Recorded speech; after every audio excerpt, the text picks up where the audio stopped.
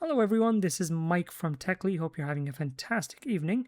Today we're going to be taking a look at the Yealink T57W. This is one of Yealink's flagship phones. It has a 7-inch screen, an adjustable screen, LCD, along with Bluetooth and Wi-Fi and much more features. In this video, we're going to be covering this phone in general, some of the features it has, and we're also going to compare it to other Yealink devices as well.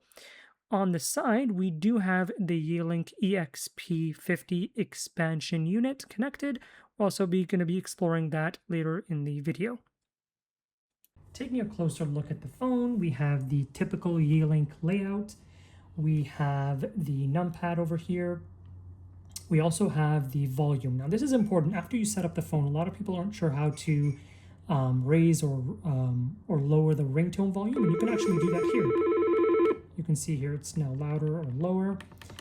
The other buttons you have here is you have your voicemail. You can click on that. Welcome to your voice. Depending on what carrier you're with, you may be asked to put a PIN to access the voicemail. You also have your hold call. So if you were in a call, you can press on this button to put the call on hold. This will transfer. So if you had an ongoing call, you can press this to transfer as well. And here on the left, or on the right, sorry, you have your headset, your mute, and your redial. This is a really nice button. So if you do dial a number and you want to dial it back, you just hit this twice, and it will take you back to redial. Now, the EXP module I have here is connected in the back. And here in the back, we have a USB port on the Yealink. So you can see here, this is a generic USB port. So you don't necessarily have to connect this expansion module. You can also connect a Yealink headset. Now, this is one of the lower end Yealink headsets. It's wired, and you can see the USB goes in right here. Now, what if you had the expansion module connected and you also wanted to connect the headset? Well, Yealink thought of that, which is really nice. So even on the expansion module, you can even see there is a USB. So you can plug that right in. And Yealink headsets tend to work really well with the phone. In fact, you can see right when we connected it, you can see this pop up, configure the headset. And you can press OK on that. And then it will show you the model and the firmware of this exact headset, which is really nice.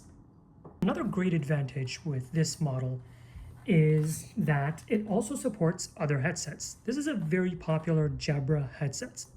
And a lot of people actually have Jabra headsets, whether it's the Evolve 40, 30. This in this case is the Evolve 30, and it works really, really well. When you connect it to the back, of the phone using the USB port, you can even go to Menu, Basic, scroll all the way down, and you should see Analog Headset Mode, and it will stay at Common.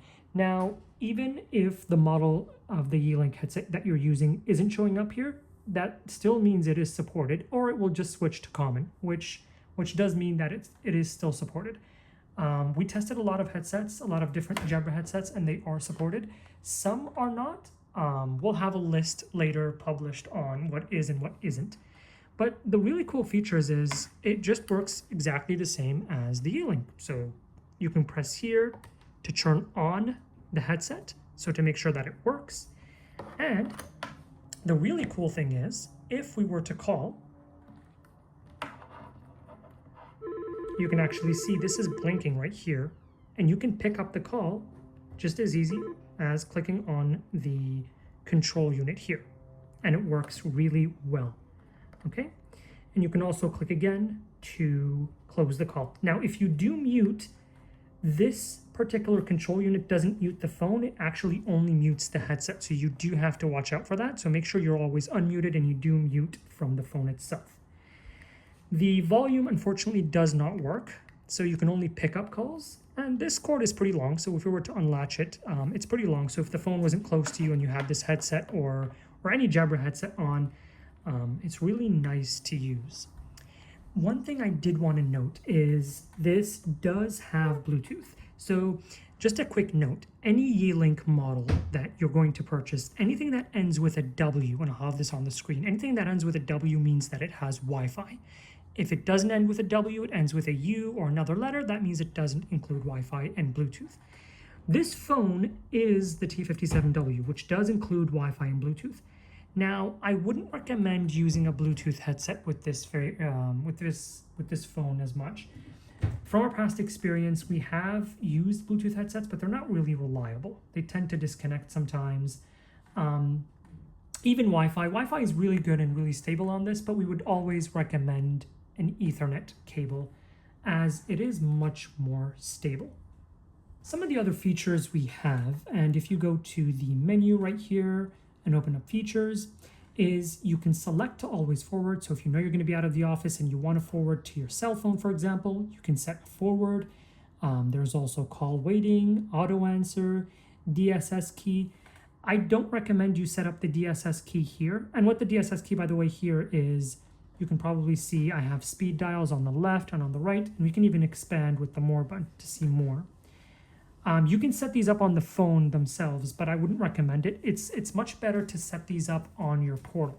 So with your carrier, for example, if you were with Zoom or with Ring Central, on the portal, it lets you select these speed dials, mainly because you get access to BLF.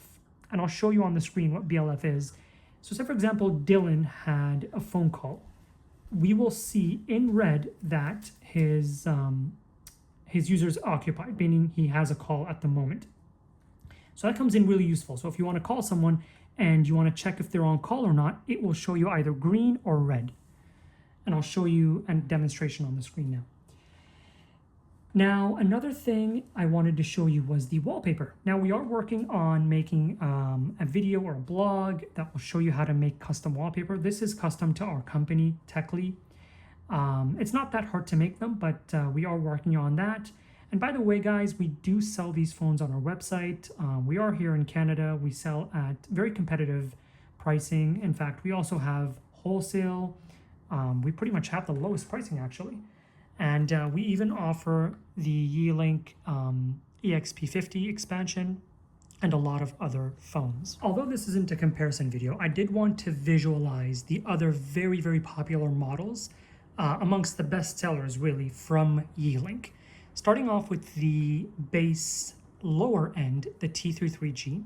It's a very good phone, but you can actually see the size comparison of the screen between the T33G, the T57W, and here we also have the T54, which is also very popular.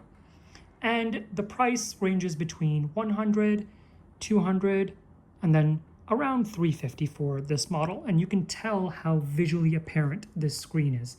It's very gorgeous. If you're an executive, if you're a receptionist that has a lot of daily calls, maybe in the hundreds, it's very important you get a touch screen. Touchscreens are very easy to navigate. If you're getting multiple calls, it's easy to transfer between one call and another, merge calls, and all of that on this phone. These phones can do that as well, but this one can do it much faster, easier, and more intuitively better. Now, this model is also very popular. It also has the swing screen, Bluetooth and Wi-Fi, but you can see this is not touchscreen, but it's also a super popular model that we sell a lot from. To finalize things off, there it is, the T57W. Do we recommend it? I would say yes. I would give this possibly a 9 out of 10. It's a very good phone. It's very fast. It's nice to use. It has a lot of cool features. Is it worth spending a lot of money on it? Only if you demand this type of performance and this type of easiness, I would probably call it. The touchscreen, like I said, is very advantageous in terms of moving around the UI quickly, doing things. If you're an executive and you want something to look proper on your desk, something that will visualize your company with a logo, then you should definitely get something like this. But if you don't have that much use case and your call volume isn't that much, the other models I showed are really good at what they do. Even in terms of call quality, the codec that this uses, the OPUS codec that this uses is also available on the other models. So you're not actually losing out as much. Even the microphone and the speaker quality, they are pretty good, but compared to the other models, it's not it's not a vast difference. But that is it. We will be doing more videos across different comparisons between different phones. Please check us out online. If you have any questions, ask me any questions in the comments. Reach out, call us if you need any help. We're a Canadian company. We love what we do. We love phones, and we'll see you guys next time.